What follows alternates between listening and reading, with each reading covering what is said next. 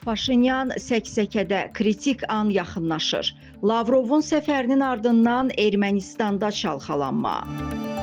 Ermənistanda hökumətlə kilsə qarşıdurması davam edir. Ötən gün ölkənin baş naziri Nikol Paşinyan hökumətin iclasında kilsədəki vəziyyəti tənqid edib. O, ən lazımsız əşyaların kilsələrdə saxlanıldığını vurğulayıb. Kilsədən artıq mərmər lövhələr, sement torbaları, köhnə pas atmış armatur qırıqlarını saxlamaq yeri kimi istifadə olunur. İnsanlar kilsəyə niyə gedir? Gedir ki, ibadət eləsin, mənəvi təmasda olsun. Həmin vaxt kilsəyə daxil olursan və görürsən ki, bir tərəfdə zibil səpələnib, hardasa kimsə köhnə nimdaş paltarlarını, ayaqqabısını, kimsə də öz çarpayısını qoyub. Paşinyan bununla kilsənin çullandığını xüsusi olaraq vurğulayıb.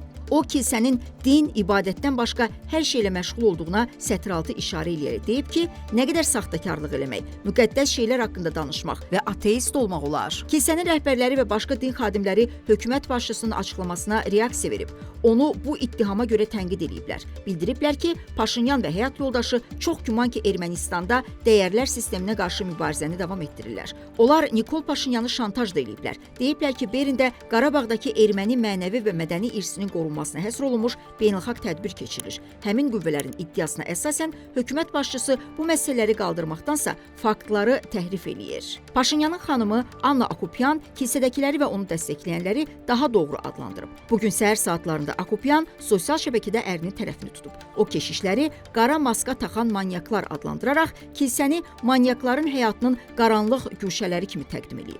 Erməni Apostol kilsəsinin nümayəndələri Paşinyanı həyat yoldaşı ilə nigaha girməməkdə ittiham ediblər. Baş naziri onlara cavab olaraq belə status paylaşıb. Bəziləri mənim Anna Akopyanla rəsmi evli olmadığımdan narahatdır. Bizim ruhani elitamızın yarısı eyni vəziyyətdədir. Bu isə heç kimi narahat eləmir. Bəlkə də sual vermək lazımdır. Yepiskoplarımızdan neçəsi həqiqətən subaylıq andına əməl eləyir. O, keşişləri öz yaxınlarının arvadları ilə pozğun həyat yaşadıklarını yazaraq Apostol kilsəsinin nümayəndələrini sərt, alçaldıcı ifadələrlə ittiham eləyib. Bunu Paşinyanla ümum-erməni kilsəsi arasında maliyyə, siyasi, qanuni, sosial və başqa baxımlardan toqquşmanın təzahürü kimi qiymətləndirmək olar. Bunların Rusiyanın Xarici İşlər naziri Sergey Lavrovun İrəvana səfərindən sonra baş verməsi də təsadüfi deyil. Ötən gün arxiyepiskop Bagrat Qalstanyan iyunun 1-dən müqəddəs mübarizəyə başlayacaqlarının anonsunu verib. O, 3-4 aydır bütün Ermənistan üzrə təşkilati iş apardıqlarını bildirib. Biz insanları küçə mübarizəsinə, mülki itaətsizliyə hazırlamaq üçün böyük iş görmüşük. Buna son qoyacağımıza tam əminəm. Bagrat, əhali ilə yerlərdə fərqli formatda görüşəcəyini vurğulayaraq deyib ki, 2026-cı ildə seçkilərin Paşinyanın liderliyi elədiyi Vətəndaş Sazişi partiyası olmadan keçirilməsi lazımdır.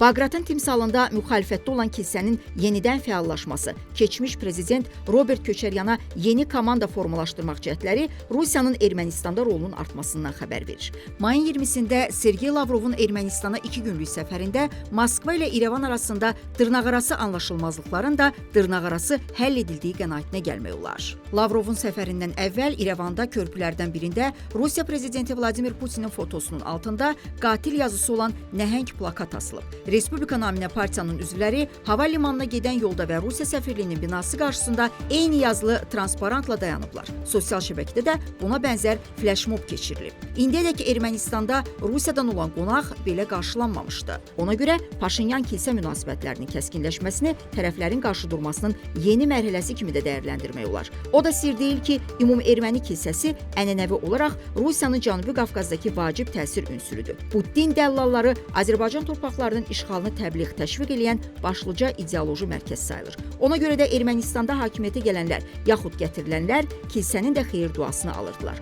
Bu, ölkədə iki hakimiyyətliliyin mövcudluğunu göstərirdi. Paşinyanın onlara belə açıq, hətta küçə ifadələri ilə hücumu hökumətin yeni hədəfini də aşkarlayır. Belə ehtimal eləmək olar ki, o hakimiyyətini möhkəmləndirmək üçün kilsə ilə də haqq hesabı çürüdür. Ona yerini göstərməlidir. Əks halda hakimiyyətdə maraqlarının ifadə edilməsinə çalışacaq, bu zaman yeni konfliktlər yaranacaq. İndi onun iki güclü problemi var. Biri kilsə, o biri isə konstitusiya. Gələn il Ermənistanda parlament seçkiləri keçiriləcək. Paşinyanın başçılıq elədiyi blokun bu siyasi kampaniyada uğur əldə eləməsi kilsənin zərərsizləşdirilməsidir. Robert Köçəryan, Serj Sarkisyan və Rusiya yönlü başqa siyasi rəqiblər barəsində cinayət işləri var. Onlar bu yolla sıradan çıxarıla bilər. Qarşı tərəfdə bu siyasi kampaniyaya hazırlaşır.